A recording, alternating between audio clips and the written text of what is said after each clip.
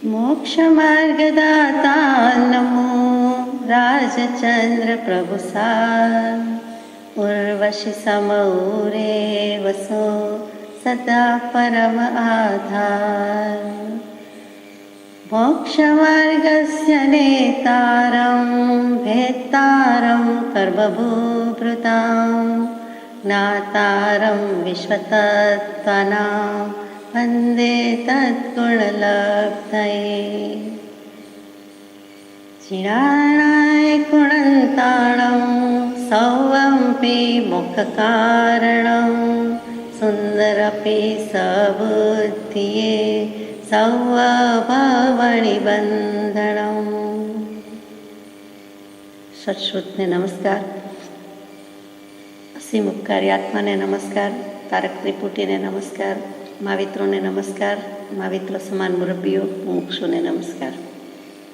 પરમ કૃપાળુ દેવ પ્રણીત વચનામૃતજી પત્રાંક 594।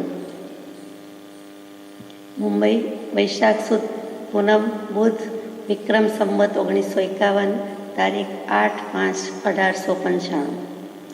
ગઈકાલે પણ આ જ મિતિનો પત્ર હતો। એ જ મિતિ એ જ તિથિ તારીખે પ્રસ્તુત પત્ર મોરબી નિવાસી શ્રી નવલચંદભાઈ ડોસાભાઈ વકીલને લખાયેલો છે। મોરબી નામ આવે એટલે મેજિસ્ટ્રેટ શ્રી ધારશીભાઈ કુશળચંદ સંઘવી, એ વખતના સ્ટેટના ફર્સ્ટ ક્લાસ મેજિસ્ટ્રેટ ધારશીભાઈ કુશળચંદભાઈ સંઘવી પાછળથી ઉમેરાયા છે તે ડૉક્ટર ભગવાનદાસભાઈના પિતાશ્રી એટલે શ્રી મનસુખભાઈ કિરતચંદ મહેતા વગેરેના નામ આપણને યાદ આવ્યા વિના રહે નહીં।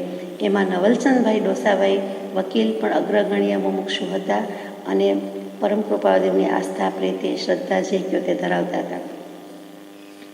એમણે ઘણું વાંચતા એક વખત કેટલુંક વાંચ્યા પછી 2 પ્રશ્ન મૂક્યા છે, પત્રમાં લખ્યા છે। એમાંનો એક પ્રશ્ન છે કે 10 પ્રાણ છે તેમાં મન પ્રાણનો શું ગુણ છે, તેનો આત્મા સાથે કેટલો અને કેટલે દરજ્જે સંબંધ છે અને તેને પ્રાણબળ કેમ કહ્યું છે। વેદાંતમાં અંતઃકરણને પ્રાણબળ અથવા તો મન એવું કહ્યું છે, મન એવું જાણ્યું છે તો મનને અંતઃકરણ કહ્યું છે અને આત્મા સાથે સંબંધ વગરનું ગણ્યું છે અથવા તો ઠરાવ્યું છે। તો આપ જે કહેશો તે આપના તરફથી જે સમાધાન થાય તે હું સત્ય સ્વીકારીશ। ટૂંકમાં મારું માનેલું કંઈ કહેતો નથી, વેદાંત આમ કહે છે તો આપને શું કહેવું છે અને આપ કહેશો તે સમાધાન અને તે સત્ય તે મને સ્વીકાર્ય છે।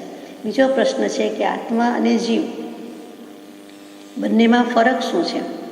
અલબત્ત વેદાંતના ગ્રંથ વાંચ્યા પછી આ વાત આવી છે કે કેટલાક જીવ કહે છે, કેટલાક આત્મા કહે છે। તો જીવ અને આત્મામાં કંઈ ફેર છે કે બંને એક જ છે? આ બંને પ્રશ્નોના જવાબ રૂપે જાણે કે કૃપાળુદેવે 4 પત્ર મૂક્યા હોય તેમ સમજાય છે। આ 594મો પત્ર નવલચંદભાઈને છે, 595 પ્રભુશ્રીજીને છે, 596 597 કોને છે તે અનુપલબ્ધ છે। પણ આ 1-2 સવાલના જવાબ જ આ બધા પત્રોમાં આવતા હોય તેવું છે। તો શરૂઆત કરીએ। પત્રાંક 594। સર્વ કરતા જેમાં અધિક સ્નેહ રહ્યા કરે છે એવી આ કાયા તે રોગ જરા આદિથી સ્વ આત્માને જ દુઃખરૂપ થઈ પડે છે। એમણે કાયાથી લીધું, દેહથી લીધું, આત્માની વાત સમજાવવાની છે, જીવની વાત સમજાવવાની છે। શરૂઆત કરી છે કે સર્વ કરતાં જેમાં અધિક સ્નેહ રહ્યા કરે છે તે, એટલે કે અધિકમાં અધિક સ્નેહ બધા ઘરના વ્યક્તિ ઉપર હોય, બહારની વ્યક્તિ ઉપર હોય, પોતાના બાળકો સંતાન ઉપર હોય, તેમ છતાં પોતાની કાયા ઉપર સૌથી વધારે પ્રીતિ હોય છે। એનું વેદન સ્પષ્ટ અનુભવાતું હોય છે। બીજાને માથું દુખે છે કે બીજાને પેટમાં દુખે છે કે બીજાનું કાંઈ પણ દર્દ છે તો આપણે ગમે તેટલી સહાનુભૂતિ આપીએ, સાંત્વન આપીએ, એના ઉપાય કરીએ, એનું નિવારણ કરીએ તો પણ પોતાને જે લાગ્યું હોય છે તે વેદન તો આવી શકતું જ નથી। પોતાની કાયાને જ્યારે થાય છે, કાયામાં થાય છે ત્યારે જે સમજાય છે, વેદાય છે, ભોગવાય છે અને એમાં પ્રીતિ છે કે અપ્રીતિ એ સ્પષ્ટ માલુમ પડે છે। બીજાને તો આપણે શિખામણ આપીએ કે સહન કરી લેવા જેવું છે અથવા હવે મટી જશે અથવા દવા પી લેવી જોઈએ, સારવાર કરાવવી જોઈએ, બધું બોલી ગયા કહી ગયા। પોતાની માનેલી કાયા ઉપર, પોતાની છે તો નહીં, એના ઉપર જેટલો સ્નેહ કે પ્રેમ કે ચિકાસ છે, રાગ છે એટલો બીજા પર નથી જ, બીજેથી ઉઠી જાય છે। પરંતુ પોતાને જ્યારે જીવ બચાવવાનો પ્રશ્ન આવે છે ત્યારે પોતાની કાયા, પોતાનો જીવ પોતાના પર આવી જાય છે. એટલે આત્માને સૌથી વધારે પ્રિય પોતાનો આત્મા જ છે. એ તત્વજ્ઞાન સાચું છે, પરંતુ એમ કરવાની બદલે આત્મા પોતાને સૌથી વધારે પ્રિય પાત્ર, પસંદ, પડોશી, પહેલો પડોશી જેમાં વસીને રહેલો છે એ માન્યું છે એ દેહ છે. એટલે કે દેહની ઉપરની મમતા અથવા કાયા ઉપરની માયા છોડી દેવા માટે કૃપાળુદેવે લખ્યું છે. Excuse me. તો એવી આ કાયા અને તે રોગ જરા આદિથી સ્વ આત્માને જ દુઃખરૂપ થઈ પડે છે. શરીર, અશુચિનો ભંડાર, અનિત્ય પદાર્થ વગેરે આપણે 12 ભાવનામાં યથાશક્તિ વિચાર્યું છે, જાણીએ છીએ. રોજબરોજનો એક એક ક્ષણનો અનુભવ છે કે શરીર શું કામનું છે, અથવા શરીર છે એ જ મોટું દુઃખ છે, મહાદુઃખ છે. પરંતુ એ જ શરીર સાધન પણ છે. શરીરમ આદ્યમ ખલુ ધર્મ સાધનમ. ધર્મની સાધન છે. ધર્મની સાધના કરવી હોય, આત્માની આરાધના કરવી હોય તો પણ આપણને શરીર તો જોઈએ છે, ઇન્દ્રિયો જોઈએ છે, એના વિના થઈ શકતું નથી. એટલે શરીર ગમે તેટલું કામનું છે, પણ રોગ અને જરાનું ધામ છે એ આપણે જાણીએ છીએ. મળમૂત્રની ખાણ છે વગેરે જાણીએ છીએ. આ બદફેલની ખાણ છે એમ કૃપાળુદેવે કહી દીધું છે, એટલે હદ થઈ ગઈ છે. પરંતુ એવી કાયામાં માયા કરવા જેવું નથી. પણ કાયાની માયાની બદલે આત્મા પ્રત્યે માયા કરીને, સાક્ષી ભાવની માયા કરીને તરી જેવા જેવું છે. એટલે કે દેહ ઉપરથી મમતા ઉઠાવવા નવલચંદભાઈને લખ્યું છે. કંઈક હોવું જોઈએ, કંઈક દેહાધ્યાસ હોવો જોઈએ, નહીં તો કૃપાળુદેવ આવી શરૂઆત કરીને પત્રનો જવાબ આપે નહીં. એટલે ક્યાંક કંઈક છે. તો પછી તેથી દૂર એવા ધન આદિથી જીવને તથારૂપ યથાયોગ્ય સુખવૃત્તિ થાય એમ માનતા વિચારવાનની બુદ્ધિ જરૂર ક્ષોભ પામવી જોઈએ. જો દેહ પ્રત્યે આટલી માયા છે તો એનાથી તો દૂર છે, પણ દેહ પ્રત્યેની માયા એ રાખવા જેવી નથી, કેમ કે દુઃખરૂપ છે. તો એનાથી દૂર છે, નજીક નથી. એવું ધન વગેરે પર છે, પરાયું છે, પારકું છે, આપણા હાથમાં નથી. અને આપણા હાથમાં હોય તો પણ આપણે પછી આપણો હાથ એ પણ આપણી કાયા નથી, માન્યું નથી, છતાં બોલીએ છીએ, વ્યવહારથી કહીએ છીએ. અને એમાં હાથમાં રહેલું ધન એ તો વધારે પર થયું, દૂરનું થયું. તો પછી એવા ધન કે લક્ષ્મી વગેરે એનાથી જીવને તથારૂપ સુખવૃત્તિ થાય એમ માનતા વિચારવાની બુદ્ધિ જરૂર ક્ષોભ પામવી જોઈએ. આપણે સમજી શકીએ છીએ, વિચાર લેવલે તો સમજી શકીએ છીએ, બુદ્ધિ લેવલે સમજી શકીએ છીએ, ઉપયોગ લેવલે સમજી શકતા નથી, અને ત્યાં ભૂલ થાય છે. ઉપયોગ ચૂકી જાય છે. એ જ સર્વ ભૂલની મૂળભૂત અને બીજભૂત ભૂલ છે. તો દેહ, દેહાદિક પદાર્થો, ધન વગેરે એમાં કંઈ સુખ બુદ્ધિ કરવા જેવું નથી, સુખવૃત્તિ રાખવા જેવું નથી. તો પણ જીવ રાખે છે. પણ વિચારવાન છે, જે મુમુક્ષુ છે, જેને આત્મજ્ઞાન પ્રાપ્ત કરવું છે અથવા કરી લીધું છે, તેને તો વૃત્તિ જરૂર ક્ષોભ પામે કે આ મારું નથી, હું દેહાદી સ્વરૂપ નથી, દેહ, સ્ત્રી, પુત્રાદિ કોઈ પણ પદાર્થ મારા નથી. તો બીજી ચીજ વસ્તુ લક્ષ્મી તો જરાય મારી કહેવાય નહીં. અને એમાં ક્ષોભ પામવો જોઈએ. એટલે કે વૃત્તિ ખળભળી ઉઠવી જોઈએ, કે મને સંકોચ રહેવો જોઈએ કે મારે આ મનાય નહીં. આ ધન વગેરે, દેહ વગેરે, સગા વગેરે પદાર્થ મારા નથી, અને હું મારા માનું, વાલા માનું, આસક્ત થાવ, રાગ બુદ્ધિ રાખું, તો એ મારા પરિણામને હું ખળભળાવવું જોઈએ. અહીંયા એવી વૃત્તિ રાખતા, એવું મન રાખતા સંકોચ પામવું જોઈએ. બિલકુલ છોડી ન શકીએ તો કાંઈ નહીં, પણ થોડુંક સંકોચ, થોડુંક ટૂંકું તો કરી શકાય. પરિગ્રહ બુદ્ધિ ટૂંકી પણ થવી જોઈએ, અને આમાંથી આસક્ત બુદ્ધિ, રાગાદિક ભાવો પણ ઓછા થવા જોઈએ એવું લાગે છે. અને કોઈ બીજા વિચારમાં જવી જોઈએ. તો ત્યાંથી વૃત્તિ સંકોચી લઈએ તો જીવને વિચાર કરવાનું તો ફાવી ગયું હોય, આવડી ગયું હોય. પાછા નવલચંદભાઈ ડોસાભાઈ વકીલ છે, સરનેમ વકીલ, લાસ્ટ નેમ વકીલ, કે ધંધાથી વકીલ, કે વ્યવસાયના હિસાબે ગમે તે હોય, તો એ સરનેમ વકીલ હોવા કરતાં વ્યવસાયથી હોઈ શકે એમ સમજાય છે. ખરું તો ખબર નથી. તો અહીંયા કહી દીધું કે તો પછી બીજામાં વૃત્તિ ક્યાં રાખવી? તો અહીંયા ભલે સંકોચ પામી જાવ તો વાંધો નથી, કે દુઃખ વગેરે આ આપનારા જ પદાર્થો છે, દેહાદિક પદાર્થો મારા નથી, સગા એટલા વાલા નથી. અને આ કાયા તો કાયાની માયા રાખીને કાંઈ આગળ જવાશે નહીં. કાયામાંથી માયા ઉઠાવી લેવાની છે, અને તો હું તરી સ્વરૂપમાં સમાવા જેવું છે એમ કરીને બીજા વિચારમાં જવું જોઈએ. એવો જ્ઞાની પુરુષોએ નિર્ણય કર્યો છે, તે યથાતથ્ય છે. આ જ્ઞાની પુરુષનો કરેલો નિર્ણય છે, હું આમ કહું છું એમ નથી. એમ કૃપાળુદેવ નવલચંદભાઈને પત્ર લખી રહ્યા છે. તો બધા જ્ઞાની પુરુષોએ આ નિર્ણય કરી દીધો છે, પાકું કરી લીધું છે, જ્ઞાન થઈ ગયું છે, પાકું કર્યું છે, તો આપણે માનવા યોગ્ય છે. યથા તથ્ય છે, આમાં મિનમેક નથી, લવલેશ ફરક નથી, ઓછું અધકું અધિક અંશ માત્ર પણ નથી. તેનું નામ યથા તથ્ય એટલે કે અસંદિગ્ધ છે, ડાઉટલેસ ફેક્ટ છે, એસ્ટાબ્લિશ્ડ ફેક્ટ છે, અસંદિગ્ધ સત્ય છે. સંસ્કૃતમાં પ્રાકૃતમાં જીનાગમમાં એને અવિતથ સત્ય કહે છે. આ અવિતથ સત્ય છે એટલે કે યથા તથ્ય છે, જેમ છે તેમ સાચું છે અને તમને કહી દીધું છે. અહીંયા આ પત્ર પૂરો થઈ જાય છે. તો આપણને પ્રશ્ન થાય કે જે પ્રશ્ન પૂછાવ્યા છે એની વાત તો આવી નહીં, 10 પ્રાણની ના આવી, મન પ્રાણનું ના આવ્યું, તો પછી લખવાના છે એમ માનીએ, આગળ જઈએ. એનો જવાબ હવે આવી રહ્યો છે કે પત્રાંક 595 પ્રભુશ્રીજી પર લખાયો છે. મુંબઈ, વૈશાખ વદ 7મ, ગુરુ, વિક્રમ સંવત 1951, તારીખ 16/5/1895. એટલે કે બરાબર અઠવાડિયા પછી આ પત્રનો જવાબ છે કે વેદાંત આદિમાં આત્મ સ્વરૂપની જે વિચારણા કહી છે તે વિચારણા કરતાં શ્રી જીનાગમમાં જે આત્મ સ્વરૂપની વિચારણા કહી છે તેમાં ભેદ પડે છે. સર્વ વિચારણાનું ફળ આત્માનું સહજ સ્વભાવે પરિણામ થવું એ જ છે. સંપૂર્ણ રાગદ્વેષના ક્ષય વિના સંપૂર્ણ આત્મજ્ઞાન પ્રગટે નહીં એવો નિશ્ચય જીને કયો છે તે વેદાંત આદિ કરતાં બળવાન પ્રમાણભૂત છે. અહીંયા આ પત્ર પણ પૂરો થઈ જાય છે. એટલે ફરીથી લઈએ કે 10 પ્રાણ કયા અને એના અનુસંધાનમાં આત્મ સ્વરૂપની વિચારણા વેદાંતની શું છે, જીનાગમની શું છે, એ બહુ વિચારવા જેવું છે. એટલે આત્મ સ્વરૂપની વિચારણાનું પાછો પત્ર 597માં પણ વાત આવે છે. એટલે લગભગ લગોલગ સાથે જાય છે. તો આપણે અત્યારે વિચાર કરીએ છીએ તો વેદાંત આદિમાં આત્મ સ્વરૂપની વિચારણા કઈ છે, એમાં જતાં પહેલાં જીનાગમમાં શું કહી છે, તો કે અત્યાર સુધી વાંચીએ વિચારીએ છીએ ત્યારથી આપણે જીનાગમમાં કેવી રીતે આત્માનું સ્વરૂપ કયું છે એ તો જાણ્યું, અથવા કૃપાળુદેવે સમજાવ્યું એટલે આપણે સમજવાની કોશિશ કરી, પ્રયત્ન કર્યો છે, પણ વેદાંતની વિચારણાની બહુ વિચારણા આપણે કરી નથી. તો કૃપાળુદેવ લખી દે છે અમે કરી છે. અને પ્રભુશ્રીજી યોગ વાસિષ્ઠ વિચારસાગર વાંચીને અભ્યાસ કરીને બિરાજમાન છે, બેઠેલા છે, એટલે એમના મનમાં યોગ વાસિષ્ઠની ઘણી છાંટ, ઘણી અસર, ઘણો પ્રભાવ વસેલો છે. તો કૃપાળુદેવને થતું હોય, આપણને એવું લાગે કે કયું આજ્ઞા કરી તો વાંચ્યું, તો વાંચીને આ માન્યતામાં ફરક આવી ગયો, બદલાવ આવી જાય છે, તો એ કરવા માટે નહોતું કહ્યું. તો જણાવે છે, બહુ સારી રીતે જણાવે છે કે અમે આ બધું કરી જોયું છે, તોલી જોયું છે, વળી 900 ભવનું જાતિસ્મરણ જ્ઞાન છે અને મહાવીર સ્વામીની પાસેથી આવ્યા છીએ. તો અમને પણ ખબર છે કે વેદાંતને શું કહેવું છે, જીનાગમને શું કહેવું છે. બંનેનો ભેદ નાણી જોયો છે, ચકાસી જોયો છે. એના નિષ્કર્ષ રૂપે, કન્ક્લુઝન રૂપે કહીએ છીએ કે જીનાગમમાં જે વિચારણા કહી છે, કોની, શેની, આત્મ સ્વરૂપની, એ વધારે બળવંતી છે, બળવાન છે, પ્રમાણભૂત છે, વધારે માન્ય કરવા યોગ્ય છે, જ્ઞાન એનું કરવા જેવું છે.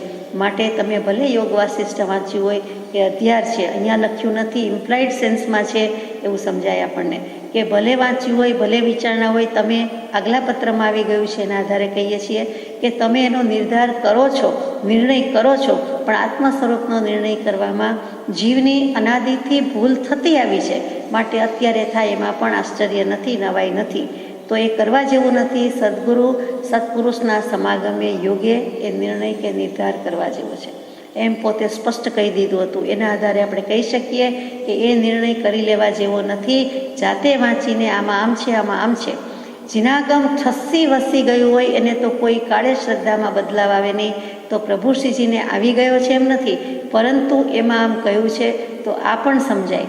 જુઓ, જજ થવાની વાત આવી છે. હવે આપણી સિચ્યુએશનના, આપણા કર્મોના, આપણા ભાવના આપણે જ જજ છીએ અને એ જ થઈએ છૂટકું છે. એ જ સાક્ષી ભાવ કે તટસ્થતા છે, એ જ જજની વાત છે. શું કામ? તો કે એક વકીલ ને બીજો વકીલ, વાદી અને પ્રતિવાદી, બંનેની દલીલ સાંભળતા હોય ત્યારે આપણે વાદીની દલીલ સાંભળતા હોય ત્યારે વાદી પક્ષે હોય એવું લાગે, પ્રતિવાદી હોય ત્યારે પ્રતિવાદીનું સાચું લાગે. તો બંનેમાં સાચું કોણ? તો કે એ જ નિર્ણય કરવાનો છે, તે જજનો છે.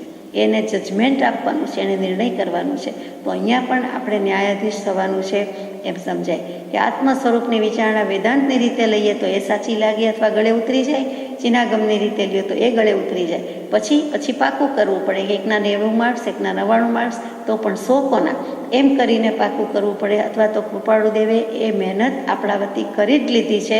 આપણે હવે કાંઈ કરવાનું નથી. તૈયાર ભોજન પીરસીને મૂક્યું છે, આરોગવાની જ વાત છે. શરૂઆત જમવાની કરી દેવાની છે, એમણે તો પીરસી દીધું છે. માટે એમને જે માન્ય, એમને જે ભાવ્યું, એમને જે પસંદ, એમને જે સ્વીકાર્યું તે જ આપણે સ્વીકારવાનું. આપણી બુદ્ધિ કેટલીક પહોંચે, આપણે કેટલોક વિચાર કરી શકીએ? તો કે કૃપાળદેવે કરી દીધું છે એટલે માન્ય હોવું જોઈએ. પણ કેવી રીતે લઈ જાય છે પ્રભુશ્રીજીને?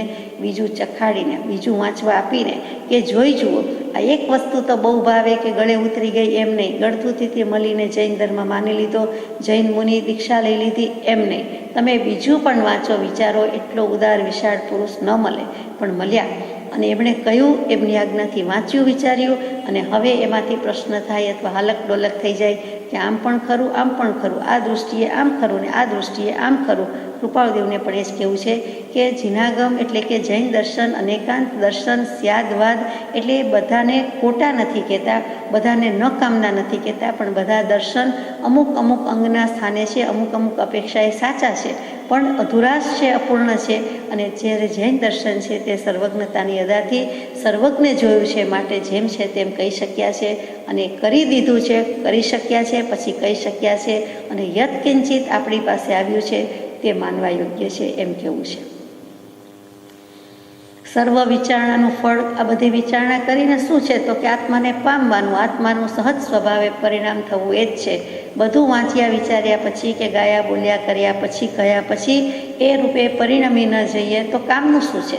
આત્મા ગાઈએ, આત્મા રાડો પાડીએ, બૂમ પાડીએ, અથવા એના જ વિચાર કરીએ તો પછી એટલું ગહન ગોલન કર્યા પછી છેલ્લે આપણને પરિણમિત તો જવું જોઈએ. શબ્દો આપણાથી અધ્ધર કેમ છે? આપણા અને શબ્દો વચ્ચે, આપણા અને વાણી વચ્ચે ડિસ્ટન્સ કે અંતર કેમ રહે છે એ ભાંગી જવું જોઈએ. એટલા માટે કૃપાળદેવ કહે છે કે એક આત્માને જાણતા સમસ્ત લોકાલોકને જાણીશ, અને સર્વ જાણવાનું ફળ પણ એક આત્મપ્રાપ્તિ છે. માટે આત્માથી જુદા એવા બીજા ભાવો જાણવાની વારંવારની ઈચ્છાથી તું નિવર્ત. એ જ વસ્તુ અહીંયા આવી કે આત્મ સ્વરૂપની વિચારણા કરવી છે. ભલે વેદાંત વાંચ્યું, વેદાંત દર્શન વાંચ્યા, સર્વ વિચારણાનું ફળ આત્માનું સહજ સ્વભાવે પરિણામ થવું એ છે. અને સહજ સ્વભાવે સ્થિતિ થવી તેને શ્રી વિતરાગ મોક્ષ કહે છે. તો આપણે પણ મોક્ષે જ જવું છે. એટલે એ અલ્ટિમેટલી આખરે તો એ જ કરવાનું છે. કેવી રીતે થાય? તો કહે છે કે સંપૂર્ણ રાગદ્વેષના ક્ષય વિના સંપૂર્ણ આત્મજ્ઞાન પ્રગટે નહીં, એવો નિશ્ચય જીને કયો છે તે વેદાંત આદિ કરતાં બળવાન પ્રમાણભૂત છે. સંપૂર્ણ રાગદ્વેષનો ક્ષય એટલે સંપૂર્ણ જ્ઞાન, કેવળ જ્ઞાન પ્રગટે ત્યારે જ એવો નિશ્ચય જીને કર્યો છે. એટલે કે સંપૂર્ણ કેવળ જ્ઞાન થાય તો જ આ વાત છે. કેવી રીતે? સંપૂર્ણ રાગદ્વેષનો ક્ષય થાય તો. કૃત્સ્નમ કર્મ ક્ષયો મોક્ષ.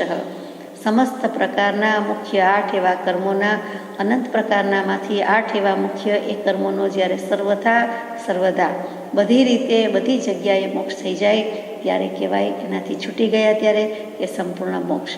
અને એ થવા માટે છેલ્લે સંપૂર્ણ જ્ઞાન એટલે પરિપૂર્ણ જ્ઞાન, કેવલ સ્વભાવ પરિણામી સહજ સ્વભાવનું અખંડ જ્ઞાન, જેને આપણે કેવળ જ્ઞાન કહીએ છીએ, તે હોવું જોઈએ, થવું જોઈએ. તે વિના થાય નહીં. એટલે કે આ બાજુથી રાગદ્વેષનો ક્ષય થયો, મોહનીય કર્મનો ખાત્મો બોલાવી દીધો, એટલે તરત જ કેવલ જ્ઞાનાવરણ, કેવલ દર્શનાવરણ જતું રહે, એનો પણ ક્ષય થાય. પણ પહેલો મોહનીયનો સંપૂર્ણ ક્ષય, પછી કેવલ જ્ઞાનાવરણીય, કેવલ દર્શનાવરણીનો ક્ષય. એટલે કે જેવું કેવલ જ્ઞાન થયું, પણ શું કામ? તો કે સંપૂર્ણ મોહનીય ગયું ત્યારે. તો મોહનીયનો ક્ષય થાય ત્યારે જ કેવલ જ્ઞાન થાય. તો રાગદ્વેષનો ક્ષય તે મોહનીયનો ક્ષય, મોહનીયનો ક્ષય તે રાગદ્વેષનો ક્ષય. એ થયું નથી કે કેવલ જ્ઞાન પ્રગટ્યું નથી. અહીંયા કૃપાળદેવે કેવલ જ્ઞાન શબ્દ નહીં યોજતા સંપૂર્ણ આત્મજ્ઞાન લખ્યું છે. આત્મજ્ઞાન, સમ્યક દર્શન, બીજ જ્ઞાન બધું એક. અને સંપૂર્ણ આત્મજ્ઞાન કહેતા બીજ જ્ઞાન છે, બી છે, બીયું છે, બિયારણ છે, એમાંથી સંપૂર્ણ વૃક્ષ થાય છે તે કેવલ જ્ઞાન છે. એટલે બીજભૂત જ્ઞાનમાંથી જે વૃક્ષભૂત જ્ઞાન એટલે કેવલ જ્ઞાન થયું તે જ સંપૂર્ણ આત્મજ્ઞાન છે. એટલે કે રાગદ્વેષનો સંપૂર્ણ ક્ષય એટલે કેવલ જ્ઞાનની પ્રાપ્તિ. કેટલી સીધી સાદી વાત દીવા જેવી સ્પષ્ટ મૂકી. અને એ તો વાત નથી, નિશ્ચય છે. એવો નિશ્ચય જીને કયો છે. જીન ભગવંતે જેણે રાગદ્વેષને જીતી લીધા, સંપૂર્ણ જીતી લીધા, કેવલ જ્ઞાનમાં સમસ્ત સૃષ્ટિ અખિલ બ્રહ્માંડ જળાહળા થઈ ઉઠ્યું, એમણે લખ્યો છે. તે વેદાંત દર્શન કરતાં બળવાન અને પ્રમાણભૂત છે. વેદાંત શબ્દ જ મજાનો છે, વિદ અને અંત. વિદ ધાતુ છે સંસ્કૃતમાં, એના પરથી જાણવું, એના પરથી વેદ શબ્દ આવ્યા છે. એટલે કે જે જ્ઞાનનો ભંડાર છે, જ્ઞાનનો સાગર છે, તે જ્ઞાન, તે વેદ. અને પછી અંત એટલે ધ એન્ડ નહીં, પણ એનો જ એક ભાગ, અથવા તો એ અંત કહેતા ત્યાં જ્ઞાન જ કેવું છે કે જ્ઞાનનો જ આગળનો ભાગ કહીએ, તેમ છેવટનો ભાગ કહીએ, અથવા તો ત્યાં મુખ્યપણે બધું આવી ગયું છે, તે વેદાંત કેવું છે. અને તે વેદાંત કહેતા કોનામાં આવી ગયો, શેમાં આવી ગયો, તો કે ઉપનિષદો છે. અત્યારે 108, 116, 17 તો મળે છે, એથી કદાચ નાના નાના વધારે હોઈ શકે, પણ મુખ્ય તો એમાં 10, 11, 12 છે તે છે. પરંતુ જે મળે છે તે બધા ઉપનિષદ, અને એના રચયિતા આર્ષદ્રષ્ટા ઋષિમુનિ એ બધાએ કીધેલું છે તે વેદાંત છે. એટલે કે વેદાંત એક દર્શન છે, એમાં બધું આવી જાય. એમાં ભગવદ્ ગીતાજી આવી જાય, પછી સંપૂર્ણ રામાયણ આવી જાય, કે જે કેવું હોય તે બધું આવી જાય. પણ મુખ્યપણે શું, તો કે ઉપનિષદો, પછી બ્રહ્મસૂત્ર, પછી ભગવદ્ ગીતા વગેરે વગેરે બધું જ છે. પરંતુ વેદાંત દર્શન કહેતા જ એનું બીજું નામ જ ઉત્તર મીમાંસા છે. એટલે ઘણી વખત એમ થાય કે ઉત્તર મીમાંસામાં આમ કહ્યું છે તો શું, તો કે વેદાંત જ છે, ઉપનિષદ જ છે, ઉત્તર મીમાંસા છે, બધું એક અને એક છે. કોઈ એક વ્યક્તિએ રચ્યું એમ નથી, જુદી જુદી વ્યક્તિએ ઘણા શાસ્ત્રો લખ્યા છે. જેમ ઘણા શાસ્ત્રો છે તે મહાવીર સ્વામી આચરાંગ લખ્યું ને બીજા તીર્થંકરે સુયગડાંગ લખ્યું એમ નથી. મહાવીર સ્વામીએ તો એ પણ લખ્યું ન કહેવાય, પણ એમણે પ્રબોધ્યું, પ્રરૂપણા કરી, દેશનામાં દીધું, અને પછી ગૌતમ ગણધરે ઝીલ્યું, અને પછી ગૂંથ્યું, અને પછીના આચાર્ય ભગવંતે પણ ગૂંથવાની શરૂઆત કરી. તો એ જે મૂકેલું છે તેવી જ રીતે વેદાંતની વાત છે કે વિધવિધ સમયે વિધવિધ ઋષિ મુનિઓ, આર્ષદ્રષ્ટાએ જે પ્રમાણે આત્માની મીમાંસા વિચારણા કરી છે તે બધી આવે છે. એટલે વેદાંત ઉપનિષદ એ મુખ્ય છે, અને તે ઉત્તર મીમાંસા. પૂર્વ મીમાંસા એમાં યજ્ઞયાગ, કર્મકાંડ, ક્રિયાકાંડ એ બધું ગયું છે. તો વેદાંતના જ બંને ભાગ, વેદાંત દર્શન કહેતા બંને આવતું હશે, પરંતુ પૂર્વ મીમાંસા જુદું અને અહીંયા ઉત્તર મીમાંસા. આપણે જ્યારે વેદાંત કહીએ છીએ, કૃપાળદેવ જ્યારે વેદાંત કહે છે, અગર તો કોઈ પણ વેદાંત કહે છે ત્યારે કેટલાક સિદ્ધાંતની વાત જે આવે છે એ બધી જ ઉત્તર મીમાંસાની વાત આવે છે, એ ભૂલવા જેવું નથી. તો ટૂંકમાં રાગ દ્વેષનો સંપૂર્ણ ક્ષય એટલે કેવલ જ્ઞાન અને મોક્ષ છે. આગળ જઈએ. પત્રાંક 596, મુંબઈ, વૈશાખ વદ 7મ, ગુરુ, વિક્રમ સંવત 1951, તારીખ 17/5/1895. આ પત્ર કોને લખાયો છે તે અનુપલબ્ધ છે, પણ અનુસંધાન આવું જ કંઈક છે. સર્વ કરતા વિતરાગના વચનને સંપૂર્ણ પ્રતીતિનું સ્થાન કેવું ઘટે છે? કેમ કે જ્યાં રાગાદી દોષનો સંપૂર્ણ ક્ષય હોય છે ત્યાં સંપૂર્ણ જ્ઞાન સ્વભાવ પ્રગટવા યોગ્ય નિયમ ઘટે છે. જ્યાં રાગદ્વેષનો ક્ષય થયો એટલે આત્મા જ્ઞાન સ્વભાવી તો છે જ, મલિનતા જતી રહી, ભાવમલ જતો રહ્યો, મેલ જતો રહ્યો, પાણી તો હતું ત્યાં છે જ, એટલે ચોખ્ખું જ છે, સ્વચ્છ છે, નિર્મળ છે, પવિત્ર છે. ડોળું ગંદુ કરી મૂક્યું હતું પોતાના શુભાશુભ ભાવથી, કર્મોથી, અને તેથી એ ડોળું લાગતું હતું. મેલવું પાણી, મેલ અને પાણી જો વિચારી જોશો, મેલ જુદો છે, પાણી જુદું છે, અને મેલ બેસી જાય છે, નીકળી જાય છે. નીચે નિર્મળી ફટકડી મૂકી હોય તો બધું થઈ જાય છે, આછી તારવી જવાય છે, તરી જાય છે. એમ જ ભવસાગરથી તરી જવાય છે. એમ સીધો સાદી વાત સિદ્ધાંત અહીંયા મૂકી દીધો. કે એ કેવી રીતે થાય? તો કે બધા કરતાં, સર્વ કરતાં, એટલે ગમે તે દર્શન લાવો, ષટ દર્શન લાવો, ઇતર દર્શન લાવો, સર્વ દર્શન કરતાં, સર્વ ફિલોસોફી કરતાં, સર્વ ફિલસૂફો કરતાં, તત્વવિદ્યા ગમે તે લાવો, એમાંથી વિતરાગના વચનને સંપૂર્ણ પ્રતીતિનું સ્થાન કેવા ઘટે છે, કેવું ઘટે છે, કેવું યોગ્ય છે. એ સંપૂર્ણ પ્રતીતિ એટલે કે પૂરેપૂરી શ્રદ્ધા કે પ્રતીતિ આપણી જ્ઞાની પુરુષ ઉપર, વિતરાગ પુરુષ ઉપર જ જાય એવું છે. કેમ કે રાગદ્વેષને જીતી લીધા છે, અને પછી કહે છે એમને જન્મ મરણ નથી, સંસાર નથી, અને સંસારથી તરીને બેઠા છે અને તારવા બેઠા છે. તો ત્યાં શ્રદ્ધા મૂકવા જેવી છે. ગમે ત્યાં ધર્મને નામે પથ્થર પણ પૂજી નાખીએ તેવી રીતે શ્રદ્ધા મૂકવા યોગ્ય નથી, પણ ગમે તેને માનવા યોગ્ય નથી, ગમે તેમ માનવા યોગ્ય નથી. પણ જ્યાં ખરેખર વાત મૂકી છે તે સત્ય છે, સત જ નીતરે છે, અને ત્યાં મૂકવા જેવી છે.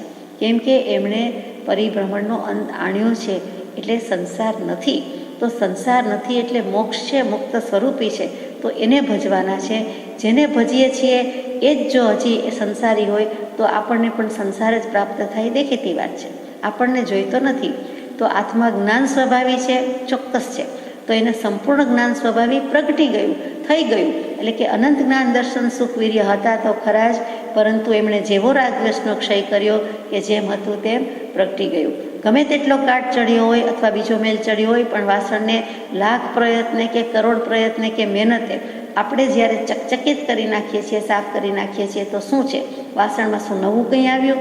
જે વસ્તુ છે એમાં કંઈ નવું આવ્યું? એમ નથી. એ તો હતું જ. ઉપર જે મેલ કાટ જે કાંઈ બધા ડાઘ ડૂગ હતું એ બધું અસ્વચ્છ હતું, એ પવિત્ર થઈ ગયું, ચોખ્ખું થઈ ગયું, સ્વચ્છ થઈ ગયું. તો એ આપણને એનો ચકચકાટ કે ઝગમગાટ લાગે છે. એ જ ઝગમગાટ. જગ અને મગ શબ્દ સુંદર છે. જગ અને મગ, મગ કલ્યાણ, સુખ, મોક્ષ, અને જગ જ્ઞાન. એટલે જ્ઞાન અને સુખ, જ્ઞાન અને કલ્યાણ જેમાં રહેલા છે તે ઝગમગ ઝગમગ જે વ્યવહારમાં પ્રસંગોમાં બોલીએ ગાઈએ છીએ તે જ ઝગમગ આત્માનું સ્વરૂપ છે. એ કેવલ જ્ઞાન સ્વરૂપી છે, એ જ્ઞાન સ્વભાવી છે, એ સર્વજ્ઞ સ્વભાવી આત્મા છે. તો રાગ દ્વેષ રૂપી ભાવમેલ જતો રહ્યો, ચોખ્ખો ચણક થઈ ગયો, એટલે કે કેવલ જ્ઞાન પ્રગટી ગયું. સૂર્યપ્રકાશ જેવો એનો પ્રકાશ દેદીપ્યમાન થઈ ગયો. એ જડાહડા જ કહેવું પડે. મધ્યાહનનો સૂર્ય કેવો તપે છે, તો એથી પણ અધિક કહેવું હોય એ તો સ્થૂળ ઉપમા છે. તો કે આ જ્ઞાનને બીજી શું ઉપમા અપાય? એવું જ્ઞાન પ્રગટી જાય છે. પણ વિતરાગના વચનમાં પ્રતીતિ રાખીએ તો અહો સત્પુરુષના વચનામૃત, મુદ્રા અને સત્સમાગમ, એટલે તેનાથી તે પ્રાપ્ત થાય છે. વેદાંત દર્શન, ખાસ કરીને શંકરાચાર્યજી અદ્વૈતવાદવાળા, ટોટલ મોનિઝમમાં, એબ્સોલ્યુટ મોનિઝમમાં માનવાવાળા અદ્વૈતના પ્રવર્તક એ શંકરાચાર્યજીએ પણ એ જ કહ્યું. કઈ રીતે કહ્યું? તો કે સંપૂર્ણ જ્ઞાન સ્વભાવ છે તે. તો એ કેવી રીતે પ્રગટી જાય છે? તો કે જુદી રીતે કીધું તો કે સમ્યક દર્શન નિષ્ઠયા. સમ્યક દર્શનની નિષ્ઠા હોય તો એ તરી જાય છે, તારી જાય છે. એવો એક શ્લોક છે, વિવેક ચૂડામણીમાં એવો શ્લોક મૂક્યો છે કે ઉદ્ધરે આત્મના આત્માનો મગ્ને સંસાર વારી દઉં. સંસારરૂપી સમુદ્રમાં મગ્ન થયેલા હે આત્મા, તને કહું છું કે જો તારે આત્મા વડે જ આત્માનો ઉદ્ધાર કરવાનો છે, કરવો હોય તો સમ્યક દર્શનની નિષ્ઠા વડે તું તરી જશે. યોગારૂઢત્વમ આસાદ્ય સમ્યક દર્શન નિષ્ઠયા. યોગારૂઢ થઈશ, ઘોડેસવાર થઈને જઈશ. કોનો યોગ? તો કે મોક્ષનો યોગ. મોક્ષના યોગ ઉપર આરૂઢ થઈ જઈશ, સવાર થઈ જઈશ. એક સમ્યક દર્શનની નિષ્ઠા રાખશે તો સમ્યક દર્શન જીનાગમ જેને કહે છે તે સમ્યક દર્શન પણ ખરું.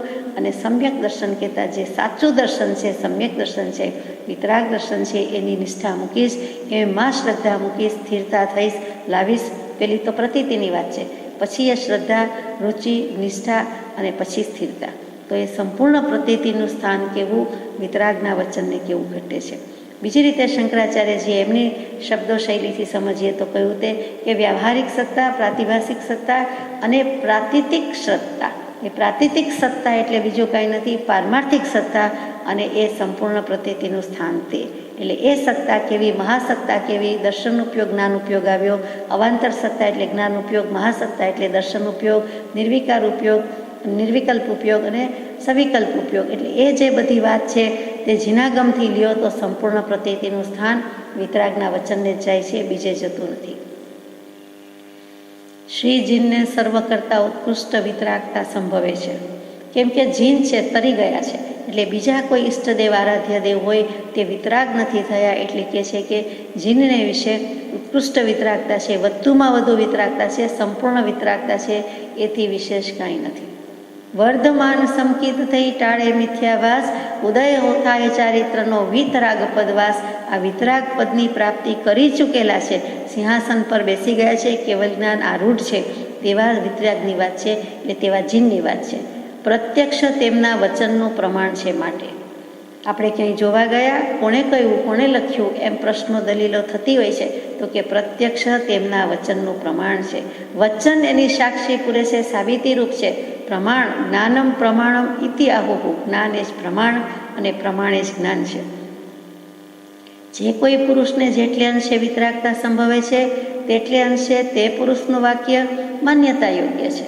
તો સંપૂર્ણ વિતરાગત થવાય, એકમાંથી સીધા 100 થાય એમ નહીં. 2, 16, 32, 55, 97, 99, 100. તો એવી રીતે જેમ થાય, ગમે તે રીતે થાય. તો જે આત્માને, કોઈ પુરુષ કહેતા કોઈ આત્માને જેટલે અંશે વિતરાગતા, જેટલી એની અંશ શુદ્ધિ થતી જાય, આશ્રવ અને સંવર, આશ્રવ નિકાલ થતો જાય, સંવરના અંશ વધતા જાય, નિર્જરા બળવંતી બનતી જાય, અને છેલ્લે મોક્ષ ભાવ, આત્મ સ્વભાવ, જ્ઞાન સ્વભાવ તો છે જ, એકદમ દ્રઢ થઈ જાય, એકદમ મજબૂત થાય, એકદમ સ્થિર થઈ જાય. એવો સ્થિર સ્વભાવ તે ઉપજે રે, નામ ચારિત્ર તે અણલિંગ, મૂળ માર્ગ સાંભળો જીનનો રે. તો જેટલી વિતરાગતા તેટલી અંશે તે પુરુષનું વાક્ય માન્યતા યોગ્ય છે. અહીંયા કૃપાળુદેવે પોતે પણ પોતાની સ્પષ્ટતા કહી દીધી કે તમે અમને કેવલ જ્ઞાની હજી સુધી ન માનતા હોય તો કાંઈ નહીં, પરંતુ કેવલ જ્ઞાનથી જરાક ઓછું, નહીવત ઓછું, તો અમને વિતરાગ તો છીએ જ. કારણ કે 13મા ગુણસ્થાનકે કેવલ જ્ઞાની, તો 11મે 12મે પણ છદ્મસ્થ વિતરાગ ગુણસ્થાન તો કે જ છે. એક ગુણસ્થાનકનું નામ જ છદ્મસ્થ વિતરાગ, સરાગ સંયમી. તો પછી આપણે વિચારવા જેવું છે. અને ત્યાં કંઈ બેઠા રહેતા નથી. 11મે કે 12મે એ વધુમાં વધુ ગુણસ્થાનકની સ્થિતિ અંતર્મુહૂર્તની હોય, એથી તો પછી આગળ કે પાછળ જવાનું જ આવે, એટલે એ તો બનવાનું નથી. તો પછી કૃપાળુદેવ કહે છે કે અમે અંશથી લઈએ છીએ કે જેટલા અંશ ઓછા હોય તેટલું પણ એનું માનવા યોગ્ય છે. જેટલા અંશે વિતરાગતા છે એટલું તો માનો, 95 રૂપિયા છે એટલું તો માનો, 1, 2, 94થી તો વધારે છે, 95 તો છે, પછી 97, 99, 100 નથી, અથવા 99 છે એટલું તો માનો, એમ કહીને કહી દીધું છે કે તેટલે અંશે તે પુરુષનું વાક્ય માન્યતા યોગ્ય છે. અહીંયા કૃપાળુદેવ જેમ પ્રભુશ્રીજીને લખે છે, નવલચંદભાઈને લખે છે, એટલે કે સર્વજ્ઞ સમાન સ્થિતિમાં આવીને લખતા હોય તેવી રીતે વાત છે કે આ બધા જ મુમુક્ષુ છે અને એમને જાણે એ બોધ કે દેશને આપી રહ્યા છે. સાંખ્ય આદિ દર્શને જે બંધ મોક્ષની વ્યવસ્થા વ્યાખ્યા ઉપદેશી છે તેથી બળવાન પ્રમાણસિદ્ધ વ્યાખ્યા શ્રી જીન વિતરાગે કહી છે એમ જાણું છું. અહીંયા કૃપાળુદેવે સ્પષ્ટ લખ્યું એમ હું જાણું છું. અને જ્ઞાની પુરુષ કે પ્રગટ પરમાત્મા એવું લખે જાણું છું એટલે વાત પૂરી થઈ ગઈ. ઇતિ સિદ્ધમ. આવું સર્વજ્ઞ જીન તીર્થંકરની સાક્ષી આપ્યા પછી પોતે સર્ટિફાઈ કરતા એમ કહે છે કે એમ હું જાણું છું, એમ માનું છું, એમ મને ખબર છે.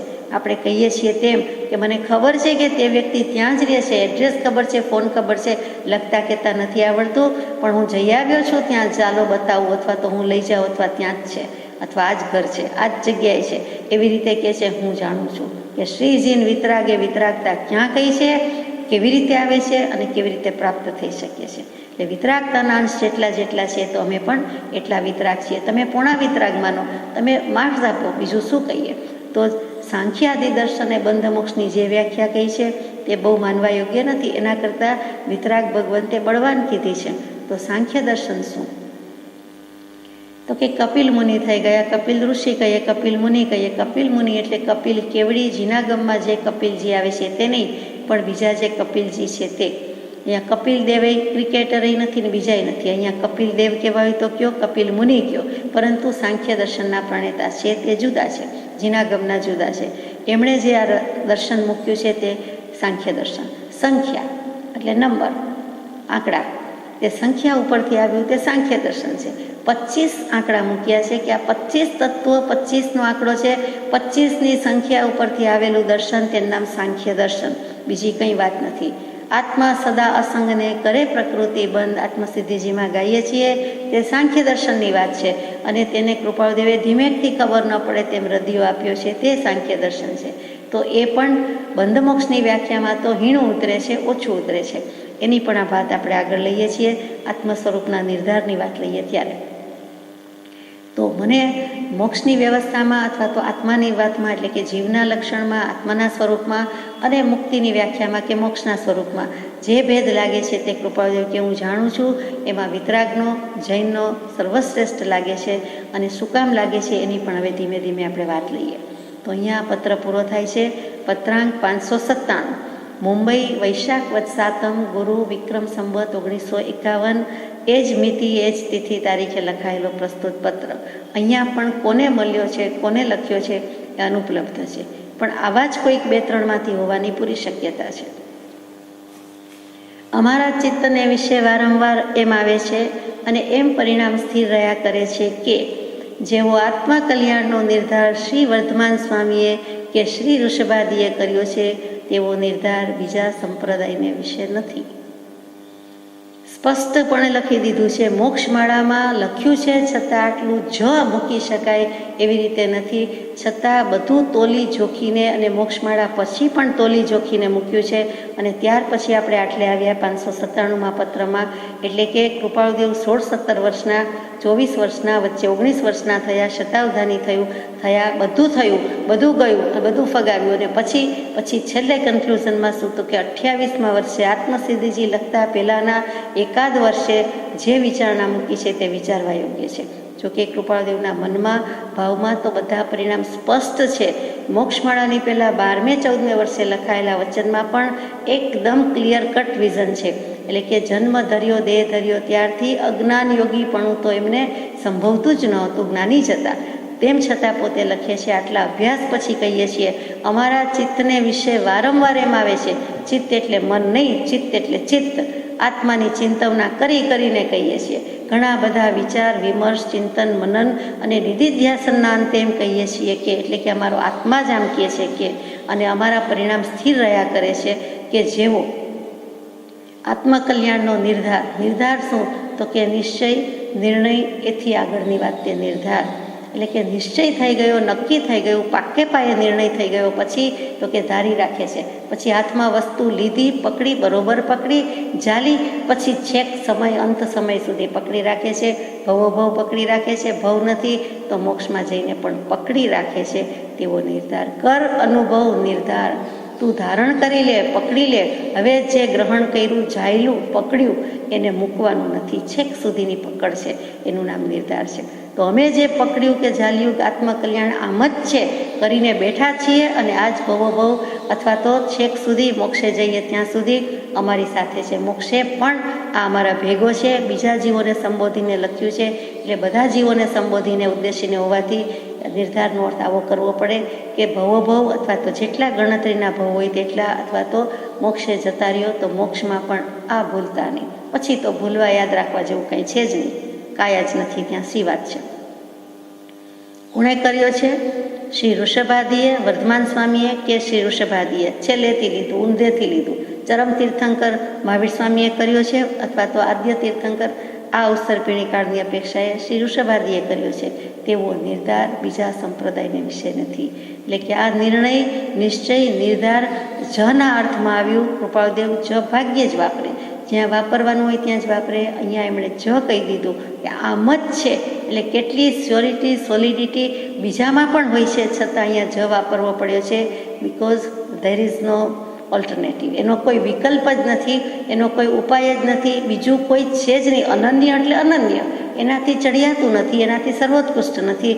તેમ અનન્ય શબ્દ છે તેવી રીતે અહીંયા જ મૂક્યો છે. એ જને કારણે નિર્ધાર શબ્દ મૂક્યો હોય તેવું આપણને બેસે છે. વેદાંતાદિ દર્શનનો લક્ષ્ય આત્મજ્ઞાન ભણી અને સંપૂર્ણ મોક્ષ પ્રત્યે જતો જોવામાં આવે છે. વેદાંત દર્શન પણ મોક્ષ પ્રત્યે લઈ જાય, આત્મજ્ઞાન સુધી તો લઈ જ જાય છે. એમણે સ્વીકાર્યું છે, આપણે સ્વીકારીએ છીએ. અને સંપૂર્ણ મોક્ષ પ્રત્યે જતો જોવામાં આવે છે. એટલે મોક્ષ પ્રત્યે લઈ જાય તેવું છે, કારણ કે આત્મજ્ઞાન સુધી આવ્યા, પરંતુ મોક્ષ પ્રત્યે લઈ જતું નથી. એટલે કે વચ્ચે મૂકી દે છે અથવા તો સંતોષ માની લે છે. અમારી ભાષામાં બોલું છું, માફ કરજો, કે દર્શનકાર આવું બોલતા નથી, દાર્શનિક પુરુષો આવું બોલતા નથી. પરંતુ રસ્તે પડી ગયા પણ ધીમે ધીમે જવાની બદલે હવે એમ થાય કે અહીંયા રસ્તો પૂરો થઈ જાય છે, હવે અહીંયા રસ્તો ખૂટી ગયો, હવે થાક લાગ્યો એમ નહીં, પણ હવે કંઈ કરવા પણ મારે રહ્યું જ નહીં. મને કૈવલ્ય ભાવની સ્પર્શના થઈ ગઈ, આત્મજ્ઞાન કે સમ્યક દર્શન થયું તો હવે વાત પૂરી થઈ ગઈ, આગળ જતા નથી.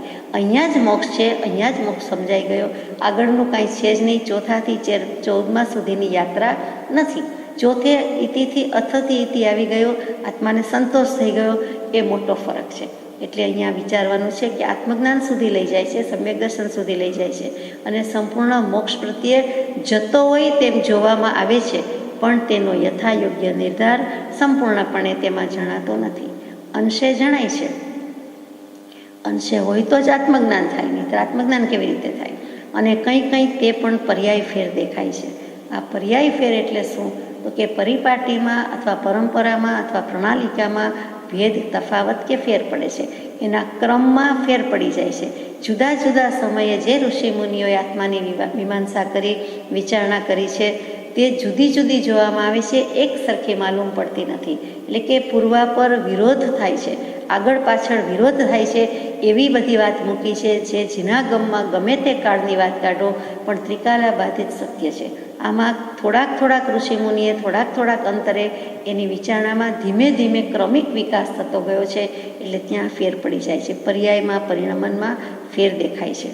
જોકે વેદાંતને વિશે ઠામ આત્મચર્યા જ વિવેચી છે. જો ઋષિમુનિઓએ આ વાત તો આત્માની જ કરી છે. જગત, જીવ, ઈશ્વર, આત્મા એ જ વાત છે અને મોક્ષ. એમાં બધા દર્શનને આ જ 5 કોન્સેપ્ટની વાત કરવી છે. પરંતુ જીનાગમ સિવાય વેદાંતે પણ આત્માની ચર્યા ઘણી બધી કરી છે, ઘણી બધી મીમાંસા કરી છે. તેમ છતાં તથાપિ તે ચર્યા સ્પષ્ટપણે અવિરુદ્ધ છે એમ હજી સુધી લાગી શકતું નથી. એ તદ્દન સ્પષ્ટ છે, અવિરુદ્ધ છે એમ લાગી શકતું નથી. એમ પણ બને કે તે વખતે તે વિચારના કોઈ ઉદય ભેદથી વેદાંતનો આશય બીજે સ્વરૂપે સમજવા આવતો હોય અને તેથી વિરોધ ભાસતો હોય એવી આશંકા પણ ફરી ફરી ચિત્તમાં કરવામાં આવી છે. વિચારના કોઈ ઉદય ભેદથી એટલે કે જે ઋષિમુનિ હોય અથવા તો વેદાંતના સિદ્ધાંત પ્રસ્થાપિત કરતા હોય તેને પણ ઉદયમાં તફાવત હોય એટલે પણ સિદ્ધાંતમાં ફેર આવ્યો હોય, અથવા આપણા ઉદય ભેદથી વેદાંતનો આશય આપણને જુદા જુદા સ્વરૂપે જુદો જુદો ભાષે એમ પણ બને. પણ કૃપાળદેવ કહે છે કે એ પણ અમે વિચારી જોયું છે, નાણી જોયું છે, ટકોરા મારીને કહે છે. વિશેષ આત્મવીર્ય પરિણમાવીને તેને અવિરોધ જોવા માટે વિચાર કર્યા કરેલ છે. એના ગાડે બેસીને એના તોલા ત્રાજવામાં એની આંખથી એના પક્ષમાં રહીને પણ મેં બને તેટલી મહેનત કરી છે, પુરુષાર્થ કર્યો છે. વિશેષ વધુમાં વધુ વારંવાર સ્પેશિયલ પ્રકારનું સ્પેશિયલ ધ્યાન આપ્યું છે, સ્પેશિયલ ખ્યાલ કર્યો છે અને સ્પેશિયલ એફર્ટ્સ મૂક્યા છે. એટલે વિશેષ આત્મવીર્ય પરિણમાવ્યું છે. એટલા જ ઉલ્લાસ અને ઉત્સાહથી અમે કરી જોયું છે, પરાક્રમપૂર્વક કરી જોયું છે. શું કામ? તો કે એને અવિરોધ જોવા માટે, એને અનુકૂળ થવા માટે, એને બંધબેસતું કરવા માટે કે અમે એના પક્ષમાં બેસીને પણ દલીલ કરી જોઈ છે, વિચારી જોયું છે.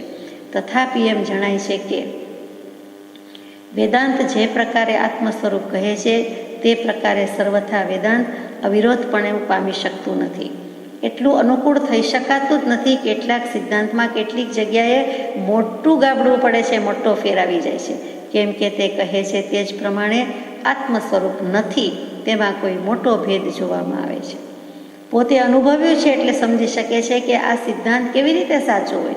સાકર ગળીની બદલે કોઈ કહે કે હવે તીખી છે કે ખારી છે તો ગળે ઉતરે જ નહીં. પણ આપણે એમ માનીએ કે માનો કે સામે પક્ષ કહે છે તો કંઈક હશે તો જ તીખી કે ખારી કહે ને, એટલે આપણે વિચારીએ, એના ગાડે બેસીને વિચારીએ, ફરીથી ચકાસીએ, ચાખીએ તો ખબર પડે. પછી થાય કે ના આ તો પેલો ગળપણનો જ સ્વાદ છે તે જ બરોબર છે, આ તો તીખું ખારું કાંઈ એવું છે જ નહીં, આ ગળ્યું જ કહેવાય. એટલે કે વેદાંતની દૃષ્ટિથી વિચારીએ તો પણ એ અવિરોધપણું પામતું નથી. કેમ કે મોટો ભેદ જોવામાં આવે છે. અને તે જ પ્રકારે સાંખ્યાદિ દર્શનોને વિશે પણ ભેદ જોવામાં આવે છે. આ એક વેદાંત દર્શનની પાછળ પડી ગયા છે એમ નથી, બીજું સાંખ્ય દર્શન છે, અગત્યનું દર્શન છે. તો કે વેદાંત પછી જ સાંખ્ય, અને તમે જે દર્શન લાવો તે પણ અહીંયા બેની વાત મૂકી છે એટલે બે, તો તે પ્રમાણે તો નથી. હવે આપણને પ્રશ્ન થાય, શંકા થાય કે એવું શું છે? તો પાછા સીતાનું હરણ કે હરણની સીતા જેવું નથી, પણ જીનાગમનું તો અંશે પણ કાંઈક ગોખતા, સાંભળતા, જાણતા આવ્યા છીએ, શ્રદ્ધા કરતા આવ્યા છીએ. એટલે આપણને એ સમજાવવાનું, સમજવાનું અઘરું નથી લાગતું.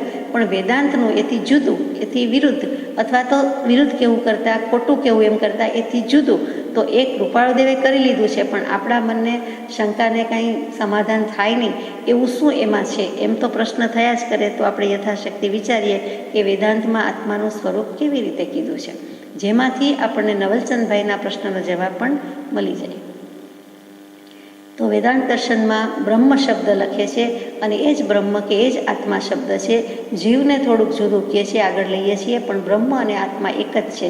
અને એને મુખ્ય 6 વિશેષણોથી એનું સ્વરૂપ બતાવ્યું છે. પહેલું છે સ્થૂળ શરીર, સૂક્ષ્મ શરીર અને કારણ શરીર. આ ત્રણેય શરીરથી આત્મા જુદો છે. મારાથી આત્મા જ બોલાઈ જશે, કારણ કે એમણે પણ આત્મા શબ્દ તો સ્વીકાર્યો છે. એ બ્રહ્મ વારંવાર કહે છે, એ બ્રહ્મ અને આત્મા અહીંયા એક જ છે. તો કે સ્થૂળ, સૂક્ષ્મ અને કારણ શરીર, એનાથી આત્મા જુદો છે. તો એ 3 શરીર શું છે એ વિચારવું પડે. તો કે સ્થૂળ શરીર દેખીતી રીતે જે કોઈ જીવનું આત્માનું શરીર દેખાય છે તે, તો કે કર્મ અનુસાર ઉત્પન્ન થયેલું, સુખ દુઃખના સ્વભાવ ભોગવવા માટે સુખ દુઃખના સ્થાનરૂપ 6 વિકારવાળું જે કંઈ શરીર છે અને નરી આંખે દેખી શકાય છે તે શરીરની વાત, તે સ્થૂળ શરીર આપણે સમજી શકીએ છીએ. તો એ શરીરમાં 6 વિકારો કીધા છે. પહેલું જે છે એટલે કે વિકાર એટલે અહીંયા દોષ, વિભાવ એમ કેવું એના કરતાં વિકાર એટલે અહીંયા પરિણમન પામે તે, પર્યાય કહીએ તે, એ અર્થમાં વિકાર હોય તેવું સમજાય છે. જે ફેરફાર લાવે તે, એટલે કે ફેરફાર અર્થાત વિકાર, પરિવર્તન અર્થાત વિકાર, વિકારના અહીંયા અર્થ એ કરવાના છે. તો પહેલું છે અસ્થિ એટલે હોવું, અસ એટલે હોવું. તો કે બસ છે, શરીર હોય છે એટલે કે એનું અસ્તિત્વ છે, બરાબર છે, શરીરનું અસ્તિત્વ છે, કાયાનું અસ્તિત્વ છે, જેમ આત્માનું છે તેમ તેનું પણ છે. બીજું જાયતે એટલે ઉત્પન્ન થાય છે, ત્રીજું વર્ધતે એટલે વધે છે, ચોથું પરિણમતે એટલે પરિણામ પામે છે, અને પાંચમું અવક્ષીયતે એટલે કે ક્ષીણ થાય છે, અપક્ષીયતે, અને ત્યાર પછી વિનશ્યતિ એટલે વણસે છે, નાશ પામે છે, વિનાશ પામે છે. આ શરીર તો 6 પ્રકારે બતાવ્યું, લક્ષણ બતાવ્યા, 6 વિકાર, એ તો આપણે પણ સ્વીકારીએ છીએ, તો આમાં કંઈ કહેવા જેવું નથી. સ્થૂળ શરીર છે એ છે. હવે આ શરીરનો અભિમાન ધરાવનારો કોણ છે? હું છું, હું આવો છું, જાડો છું, પાતળો છું, ઊંચો છું, નીચો છું, ગોરો છું, કાળો છું, વગેરે વગેરે, અથવા તો શ્રીમંત છું, તવંગર છું, ગરીબ છું, વગેરે થી માંડીને જે કંઈ પર્યાય હોય તે, એનું અભિમાન કોણ કરે છે? તો કે ચૈતન્ય. અને એ ચૈતન્ય અભિમાનીને ત્યાં વિશ્વ કહેવામાં આવે છે. અને સમષ્ટિનું એઝ એ હોલ, સમુચ્ચયપણે સમગ્રતયા અભિમાન કરે તે સમષ્ટિ અભિમાની, તેનું નામ ઈશ્વર છે. એ દુનિયા આખીનું અભિમાન કરે છે, જાણે કે પોતે દુનિયા બનાવી હોય તેમ. એમ તો વેદાંત માનતું નથી પાછું. તો કે એ ઈશ્વર કે કહી દીધો, કોઈક પરમાત્મા છે એમ કહી દીધો, કોઈક ત્રીજી વ્યક્તિ છે એમ કહી દીધી. ઈશ્વર, વૈશ્વાનર અને વિરાટ આ ત્રણેય પર્યાય શબ્દ છે. એ ત્રણેય સમુચ્ચય અપેક્ષાએ કહેવાય છે સામૂહિક રીતે. પણ મૂળમાં શું? તો કે વિશ્વ, એ ચૈતન્યનું વિશ્વ, શરીરનું વિશ્વ, તો કે એનું ચૈતન્ય અભિમાની છે, તેને આપણે વિશ્વ કહીએ છીએ. વિશ્વ એટલે દુનિયા એમ બોલી જાય છે, તેની વિશ પ્રવેશ પામે છે, તે કાયામાં જે પ્રવેશ પામ્યું છે, અથવા તો આત્માની સાથે જે પ્રવેશ પામ્યું છે તે કોણ? તો કે તે ચૈતન્ય. અહીંયા કાયામાં પ્રવેશ પામ્યું કેવું ઠીક લાગે છે, તો આ શબ્દો આપણે યાદ રાખવાના છે. પછી સૂક્ષ્મ શરીર કોને કહીએ છીએ? તો કે સ્થૂળ કરતાં જે સૂક્ષ્મ છે, દેખાતું નથી, ઝીણું છે, પાતળું છે, વગેરે કહીએ છીએ તે. સુખ દુઃખ આદિ ભોગોના સાધનરૂપ છે. ગોઠણમાં વાગ્યું, પગમાં વાગ્યું, હાથમાં વાગ્યું, ખભો દુખે છે, પણ તે કંઈ દેખાતું નથી, તો એ જે છે તે સૂક્ષ્મ શરીર છે. પછી આપ કહેશો કે તો એક્સરેમાં ને MRI બધામાં દેખાય, તો પણ એ સુખ દુઃખનું વેદન જોઈ શકાતું નથી, એ હકીકત છે. તો એ જે વેદન છે, ભોગવવા રૂપે છે, તે સૂક્ષ્મ શરીર ક્યાં ભોગવાયું? તો કે હાથમાં વાગ્યું, ખભામાં વાગ્યું, તો એ સાધન છે, એનું સ્થાન છે, તો એને સૂક્ષ્મ શરીર કહેવાય છે. તેમાં 17 પ્રકારની કળાઓ છે. હવે 17 કલા કઈ છે? તો કે 5 જ્ઞાનેન્દ્રિય, 5 કર્મેન્દ્રિય, 5 વાયુ, મન અને બુદ્ધિ, આ 17 પ્રકારે મૂકેલા છે. જ્ઞાનેન્દ્રિય કહીએ છીએ ત્યારે કાયા, જીભ, નાક, આંખ ને કાન. કર્મેન્દ્રિય કહીએ છીએ ત્યારે હાથ, પગ, ગુદા, ઉપસ્થ વગેરે ઇન્દ્રિય. અને 5 વાયુ કહીએ છીએ ત્યારે પ્રાણવાયુ, અપાનવાયુ, ઉદાનવાયુ વગેરે. અને મન અને બુદ્ધિ, આ 17 પ્રકારની વાત મૂકી છે. યાદ રાખવા જેવું છે. સૂક્ષ્મ શરીર કહેતા આ 17 વસ્તુ આવે છે, માત્ર 5 ઇન્દ્રિય અને 6ઠું મન એમ નથી. આ વેદાંત દર્શનની રીતે લઈએ છીએ. અને તેનો ચૈતન્ય અભિમાની તેજસ છે, અને સમષ્ટિ અભિમાની છે, તેને ઈશ્વર અથવા સૂત્રાત્મા અથવા હિરણ્ય ગર્ભ કહેવાય છે. ઘણીવાર ઉપનિષદમાં આ શબ્દો આવશે, વેદાંતના કોઈ પણ શાસ્ત્રમાં આવશે. આ બેઝિક કોન્સેપ્ટ ક્લિયર હોય તો આપણને વાત આગળ જાય, નહીંતર પાછા ભૂલી જઈએ કે કોની શું વાત હતી, જીવની વાત હતી કે શિવની વાત હતી. એટલે જીવનો શિવ થાય છે, આત્માનો પરમાત્મા થાય છે, એ બધી વાત છે એ જ કેવી છે, પણ જુદી રીતે કેવી છે. તો આ સૂક્ષ્મ શરીરની વાત છે. હવે કારણ શરીર શું? બે વસ્તુ આવી ગઈ. કારણ શરીરની જરૂર શું? તો કે સૂક્ષ્મ કરતાં પણ સૂક્ષ્મ જે છે અંતરંગ શરીર છે તે કારણ શરીર કહીએ છીએ. એ સ્થૂળ અને સૂક્ષ્મ બંને શરીરના કારણ રૂપે રહેલું છે, અનિર્વચનીય છે, અને અનાદિ વિદ્યા અવિદ્યારૂપ છે. એ વાત સાચી. મિથ્યાત્વ ક્યાં દેખાય છે? ભ્રાંતિ ક્યાં દેખાય છે? મને દોરડીમાં સાપ દેખાય તો એ સાપ છે નહીં, દોરડું જ છે, પણ સાપ છે નહીં, અસ્તિત્વ નથી, પણ દેખાણું તો ખરું ને, એટલે કલ્પના રૂપે તો આવ્યું ને. તો કે એ જ અવિદ્યા, એ જ અજ્ઞાન, એ જ મિથ્યાત્વ, એ જ ભ્રાંતિ, તો એને પણ સ્થાન આપ્યું છે, ત્યાં કારણ શરીર તરીકે આપ્યું છે, અને એ નિર્વિકલ્પ છે. તેમાં રહેલો ચૈતન્ય અભિમાની એ પ્રાજ્ઞ કહેવાય છે, અને સમષ્ટિ અભિમાની છે તે ઈશ્વર કહેવાય છે. એટલે જે ઈશ્વર કહીએ છીએ તે પ્રભુ, પરમાત્મા, ભગવાન, તે જુદો જ રાખ્યો છે, અને આ બધાને અહીંયા મૂકેલો છે. તો વેદાંત દર્શન પ્રમાણે આત્મા કે બ્રહ્મ આ કારણ શરીર નથી, સ્થૂળ શરીર નથી, અને સૂક્ષ્મ શરીર પણ નથી, એનાથી જુદો છે. એ તો ચિનાગમ પણ કહે છે કે દેહથી આત્મા જુદો છે. અહીંયા કંઈ આપણને ભેદભાવ નથી. આગળ જઈએ. પંચકોશથી અતીત એવો આત્મા છે, એટલે કે બ્રહ્મ છે. પંચકોશ શું? આપણે બંધકોશ શબ્દ સાંભળ્યો છે, અહીંયા પંચકોશ છે. તો કે પંચીકરણ જેણે વાંચ્યું છે, વેદાંતનો પ્રક્રિયા ગ્રંથ છે, અને તેમાં બહુ સુંદર વાત મૂકી છે. તે બહુ સચોટ મૂકી છે. તે પંચ મહાભૂત અને 5 ગુણ્યા 5 એટલે 25 તત્વો થાય વગેરે વગેરે. તો એમાં પંચકોશ શબ્દ આવે એ 5 ખજાના. અહીંયા કોશ એટલે ખજાના નહીં, કોશ એટલે આવરણ, કોશ એટલે આચ્છાદન. એ યાદ રાખવા જેવું છે. એના પરથી કોશેટો શબ્દ આવ્યો કે આવરણવાળો આચ્છાદિત રૂપે રહેલો છે, એમાંથી પછી બહાર પડે છે, તો એ કોશેટો. કોઈ પણ જીવને, ઘણા જીવને કોશેટો કહેવાય છે. જેમ ઈયળ ઘણા પ્રકારની ઘણી હોય એવી રીતે કોશેટા પણ ઘણા હોય, માત્ર એક હોય એવું નથી. તો કે રેશમના કીડા વખતે આપણે કોશેટો વધારે શબ્દ બોલીએ છીએ, પણ બીજા કોશેટા પણ હોય. તો અહીંયા કોશેટા એટલે કોષ ઉપરથી આવરણ, આચ્છાદન. તો 5 કોષ કયા છે આત્માને કે બ્રહ્મને? અન્નમય, પ્રાણમય, મનોમય, વિજ્ઞાનમય અને આનંદમય. આપણને આનંદમયમાં રસ. અન્નમય કોષ છે જ શરીરમાં રાખવું પડે છે, જમાડવું પડે છે, તો એ અન્નમય કોષ છે જ. પ્રાણમય કોષ પણ છે, જે નવલચંદભાઈનો પ્રશ્ન છે તે. પછી મનોમય કોષ, મન પણ છે. વિજ્ઞાનમય એટલે જ્ઞાન અને વિજ્ઞાન, તો કે એ પણ છે. જાણે છે કોણ? તો આત્મા. તો આત્માનું સ્વરૂપ તો એમ કેવું છે તો કે આત્મા જુદો છે એનાથી. અને આનંદમય, તો કે આત્મા આનંદમય તો છે, પણ આ પંચકોષ મૂક્યા છે તે આનંદ જુદો છે. એટલે કે આનંદથી પર છે. એટલે આનંદથી પર આત્મા કેમ હોઈ શકે? તો કે જીનાગમથી ત્યાં ભેદ પડે કે સુખ અને આનંદ તો આત્માની સાથે જ છે, અને ત્રીજું જ્ઞાન છે, તો એ બધું એની સાથે જ છે. અવિનાભાવી સંબંધ છે, એ એનાથી જુદો ન હોઈ શકે, એનાથી પર ન હોઈ શકે, એનાથી અતીત ન હોઈ શકે. જ્યારે વેદાંત દર્શન કહે છે કે આત્મા બ્રહ્મ પંચકોષથી અતીત છે. આત્મામાં કંઈ દાળ ભાત રોટલી જતા નથી કે જમાડતા નથી. આત્માને પ્રાણ બધું જુદું મૂકેલું છે.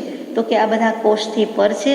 જેમ ડુંગળીના પડ, કાંદાના પડ ઉખેડતા જઈએ છીએ, તે બધા જ કોષ કે આવરણ કહેવાય છે. અને છેલ્લે જે રહી જાય છે ત્યારે આપણે કહીએ કે હવે બધા પડ નીકળી ગયા, હવે એ કાંદા કે ડુંગળી કહેવાય.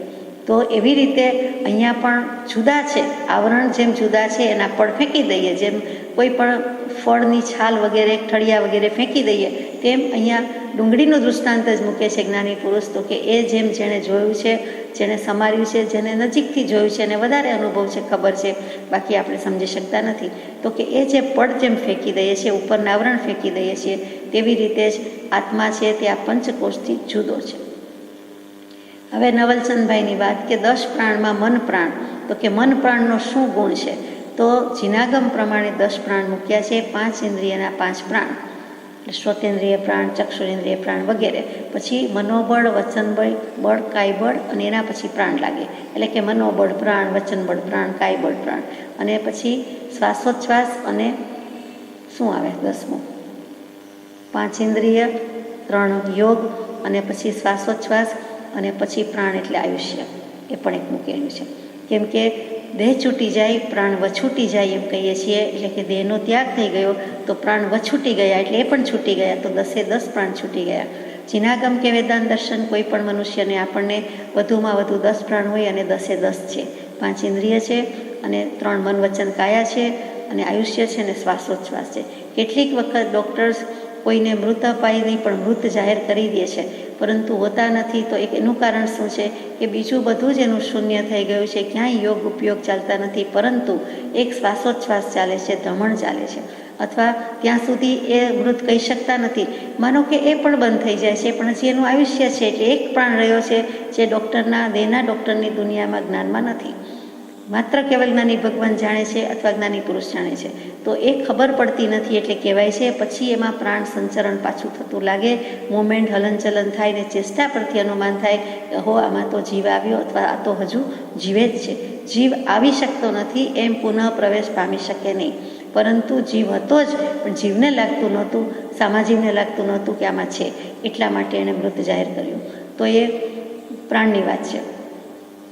તો અહીંયા કહે છે કે મનને એવો પ્રાણ કેમ કીધો, અને મનને આત્મા સાથે શું સંબંધ છે, જીનાગમથી સમજવાનું છે. અને મનને આત્મા સાથે કેટલો અને કેટલા દરજ્જે સંબંધ છે, પ્રશ્ન બહુ સુંદર છે, જેવી તેવી વાત નથી. અને પછી વેદાંત દર્શન પંચીકરણ એમ કહે છે કે આત્મા સાથે એને કોઈ સંબંધ નથી. અંતઃકરણ શબ્દ કહી દીધો, અને આત્મા અને અંતઃકરણ જુદા છે, એને એની સાથે કોઈ સંબંધ નથી. જ્યારે જીનાગમ અહીંયા સ્પષ્ટપણે જુદું પડે છે કે આત્માનો જ ઉપયોગ જ્યારે વિચારવાનું, મનન કરવાનું કામ કરે છે, ત્યારે તે મન કહેવાય છે. આ મોટી વાત જુદી પડી જાય છે, કારણ કે ઉપયોગ શબ્દ વેદાંતની પરિભાષામાં છે જ નહીં, પર્યાય શબ્દ નથી. આ 2, 3, 5 શબ્દો નથી એટલે વેદાંત દર્શન જૈન દર્શનનો તફાવત મોટો પડી ગયો અને આત્મ સ્વરૂપનો નિર્ધાર થવામાં એ અધૂરું કે અપૂર્ણ રહ્યું, અથવા તો એમાં થોડીક પણ કચાશ કે અધુરાશ લાગે છે. તો આગળ જઈએ કે પંચકોશથી અતીત છે અને આત્મા અને જીવમાં શું ફેર એ પણ આગળ આવશે કે અવસ્થા ત્રયનો આત્મા સાક્ષી છે. કઈ 3 અવસ્થા? તો કે સુષુપ્ત અવસ્થા, સ્વપ્ન અવસ્થા અને જાગૃત અવસ્થા. આ 3 અવસ્થાનો સાક્ષી તે આત્મા કહેવાય. એટલે કે માત્ર જોનારો છે, એને જાણનારો છે અથવા તો જોનારો છે, એ તટસ્થ છે એમ કહી દે છે. જ્યારે જીનાગમમાં એમ કહેતા નથી કે તટસ્થ કેવી રીતે કહેવાય. સમય સમયે પલટન પર્યાય પામે છે, ભાવ બદલાય છે. ભાવ સૂક્ષ્મથી સૂક્ષ્મ ભાવ પણ જીનેશ્વર દેવે જોયા છે, જાણ્યા છે, એટલે એને તટસ્થ કહી શકાતો નથી. તટસ્થ કુટસ્થ કહી દઈએ છીએ. તેવો નિત્ય નથી કે સ્થિર સ્થિર ને સ્થિર, જળ જેવો સ્થિર, તો કે એમ નથી. એમ આત્મા જડત્વ ધારણ કરી શકે નહીં, એટલે ત્યાં ડિફરન્સ પડી જાય, મોટો ભેદ પડી જાય. આત્મા સાક્ષી જ છે, માત્ર જોવાનું જાણવાનું કામ કરે છે, એની ના નહીં. પરંતુ એવો કુટસ્થ નિત્ય કયો તો એવો અમારે આત્મા નથી. પછી આત્મા જીવ અને ઈશ્વરથી જુદો છે. એટલે કે જીવ જુદો, આત્મા જુદો, ઈશ્વર જુદો. તો કે જીવ કેવી રીતે જુદો? જીવ, આત્મા, ઈશ્વર આપણે બધા કહીએ ત્યારે સરખા જ કહીએ છીએ. જ્યારે જીવ અને આત્મા તો જીનાગમથી બંને સરખા કહીએ છીએ. વેદાંત દર્શન એમ કહે કે જીવ એટલે ઉપાધિવાળું બ્રહ્મ, એટલે કે હજુ સંસારી છે, રાગદ્વેષ વગેરે વળગેલા છે, અજ્ઞાન અવિદ્યા મિથ્યાત્વ વળગેલા છે, ત્યાં સુધી એને જીવ કહે છે. અને આત્મા ક્યારે કહે છે? તો કે એને હવે જીવમાંથી આત્મા થયો, એટલે કે કંઈક પ્રગતિ થઈ, આત્મજ્ઞાન થયું, તો ત્યાં આત્મા કહે છે. ઉપાધિ વિનાનો થયો, અંશે પણ ઉપાધિ વિનાનો થયો. અને પછી જે છેલ્લે થાય છે, જે બિલકુલ માયા અવિદ્યા અજ્ઞાન ઉપાધિ નથી, ત્યારે એને ઈશ્વર કહી દે છે. એટલે કે એને આત્મજ્ઞાની કહેવું અથવા તો ઈશ્વર કહી દીધો. એટલે ત્યાં ફરક પડી ગયો. જ્યારે જીનાગમથી જીવ આત્મા બધું એક જ, પરંતુ હજી મિથ્યાત્વી છે, ત્યાં સુધી બહિરાત્મા છે. પછી સમ્યક દર્શન થાય, આત્મજ્ઞાન થાય એટલે અંતરાત્મા છે, અને કેવલ જ્ઞાન થઈ જાય એટલે પરમાત્મા છે. એમ સ્પષ્ટપણે વિભાજન કર્યું છે અને સમજી શકાય તેવું છે. જ્યારે પહેલાંમાં બધું ભેગું થઈ જાય છે એમ આપણને લાગે. બાકી જીવ અને ઈશ્વરથી આત્માને જુદો મૂક્યો. શું કામ? તો કે આત્મા શુદ્ધ સ્વરૂપ જ છે અને એ બિલકુલ બધાથી જુદો છે, શુદ્ધ છે, અને કે બ્રહ્મ છે એ ઉપાધિ રહિત જ છે એમ કહી દીધું. એટલે કે ત્યાં બંનેની વિચારણા મીમાંસામાં થોડોક ફેર પડ્યો. પછી છેલ્લું વિશેષણ છે તે આત્મા સચ્ચિદાનંદ સ્વરૂપ છે. ટૂંકમાં નવલચંદભાઈના પત્રના જવાબમાં આત્મા અને જીવ એક એ બંને જ વેદાંતથી કહેવાય છે. અહીંયા જૈન જગતથી, જીનાગમથી જુઓ તો કોઈ પણ જીવ અને કોઈ પણ આત્મા એમ શબ્દ બોલાય. કોઈ પણ જંતુ એને આત્મા, નિગોત તોય આત્મા, વૃક્ષ તો પણ આત્મા, એમ બંનેનો ફરક લીધો નથી. એની દશાનો પર્યાય ભેદથી સમજાવ્યું છે કે બહિરાત્મ દશા છે, મિથ્યાત્વ દશા છે, અંતરંગ દશા છે, આત્મજ્ઞાની છે, સમ્યક દશા છે, અને સંપૂર્ણ શુદ્ધ સમ્યક પ્રગટે છે ત્યારે પરમાત્મા છે.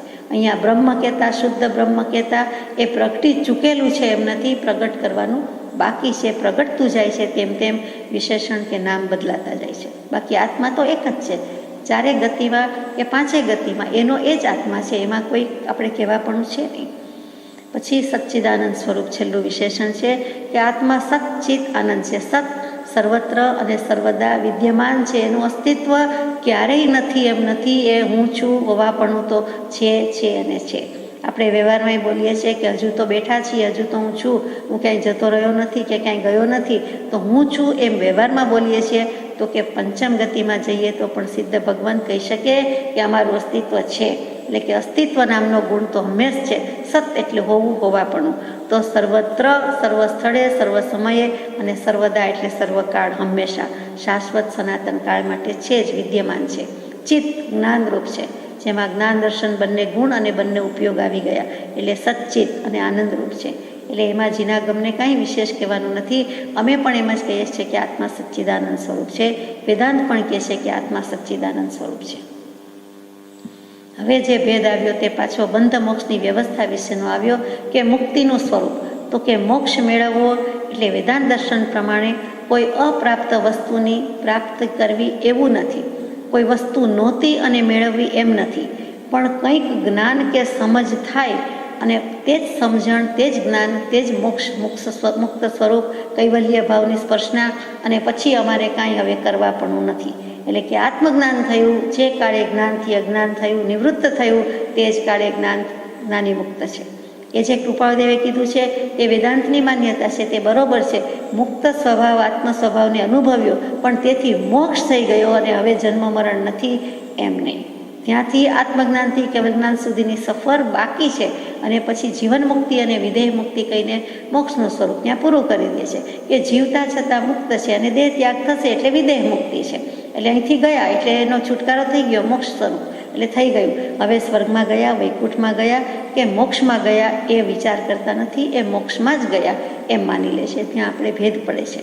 અને સાંખ્ય દર્શનની વાત વચ્ચે આવી તે શું, તો કે તેમાં પુરુષ અને પ્રકૃતિ, એમાં પુરુષ કહેતા, એમાં આત્મામાંથી જાણે કે સત્વ, રજસ અને તમસ નામની 3 પ્રકૃતિ, અને ત્યાર પછી પુરુષ એટલે આત્મા તો સદા અસંગ રહે છે, કંઈ કરતો નથી. તો કે પ્રકૃતિ જ મુખ્ય છે સત્વ, રજસ ને તમસ ગુણની, અને પ્રકૃતિમાંથી મહત્તત્વ ઉત્પન્ન થાય છે, મહત્તત્વમાંથી બુદ્ધિ ઉત્પન્ન થાય છે, બુદ્ધિમાંથી અહંકાર ઉત્પન્ન થાય છે, અહંકારમાંથી 5 જ્ઞાનેન્દ્રિય, તેમાંથી 5 કર્મેન્દ્રિય, તેમાંથી 5 તન્માત્રા, તેમાંથી 5 મહાભૂત ઉત્પન્ન થાય છે, અને સરવાળો કરશો એટલે 24 તત્વ થઈ જશે. તો કે આ 24 તત્વનું બનેલું છે એ સાંખ્ય દર્શન. તો કે એ 25 તત્વની વાત છે, 24 તત્વની વાત છે. એક જગ્યાએ 25 આવે છે, એક જગ્યાએ 24 આવે છે. તે મૂળ વસ્તુ તો આ જ છે, અને તે કેવું છે અહીંયા જીનાગમ જુદું પડે છે, મોક્ષનું સ્વરૂપ તે પ્રમાણે નથી.